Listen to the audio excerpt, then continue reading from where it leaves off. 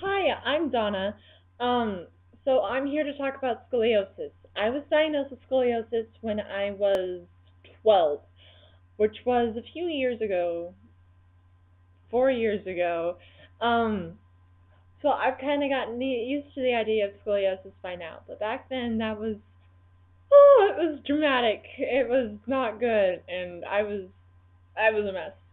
So I'm here to talk about like how I got through it and stuff. When I looked this up on YouTube, it basically was a whole bunch of old doctors trying to tell me and enlighten me on the medicalness behind it. I don't care. I just wanted to know how am I supposed to deal with it? Uh. So I'm here to tell you my tricks and tips.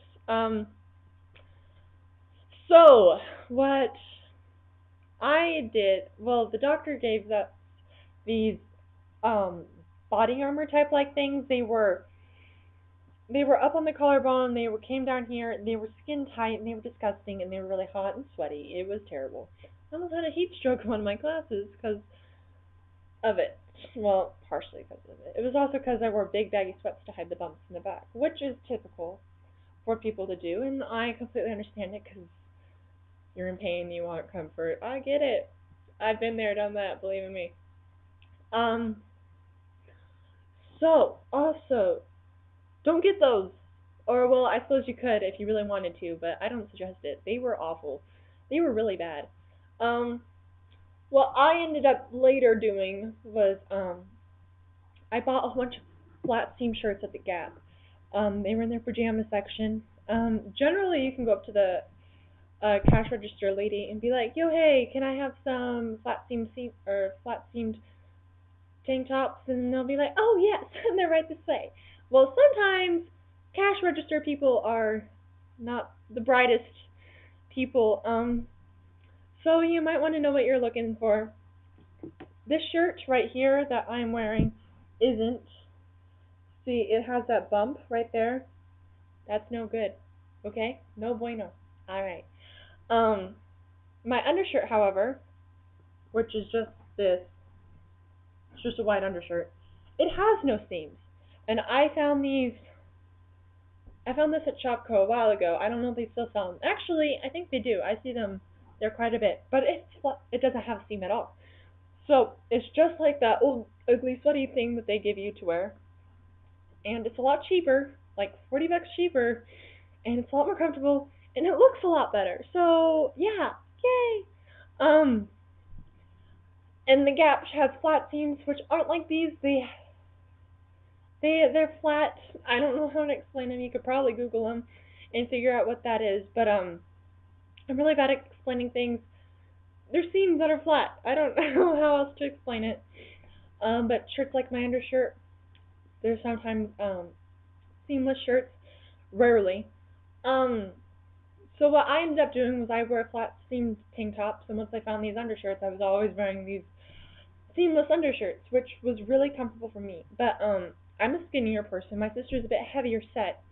I'm not trying to be mean to my sister or anything. I love her, but the seams don't bug her, and I think that has to do with the weight. But I could be wrong. I mean, I don't have a degree in this, so I could be just wrong. So you can try seams. They always hurt me, and they always give me rashes and stuff. Um, so yeah. Um, I always wore big, heavy sweatshirts. Generally, in the beginning, I wear my pants over the back brace, but I found later that it's a lot more comfortable to wear your pants under the back brace. And I'm because when they're under your back brace, you're always pinching your skin along the edge. When you wear pants underneath your back brace, I highly suggest buying a belt. They like to ride down, and you should like to ride up.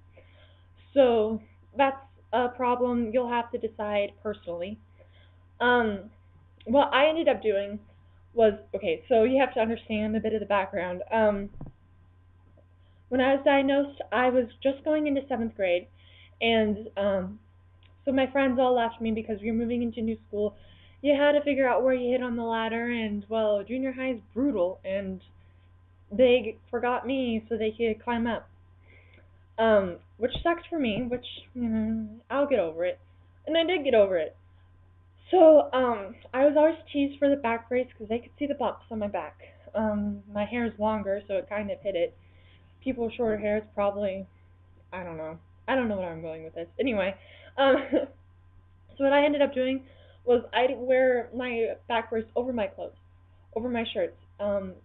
They're shirts with logos that you get pretty much anywhere, like a volleyball camp, swim camp, basketball camp. I don't know, golf camp maybe. I don't play golf, so I wouldn't know. But they generally give you shirts with logos on them. And you're like, yay! I got a shirt with a logo on it. Woo!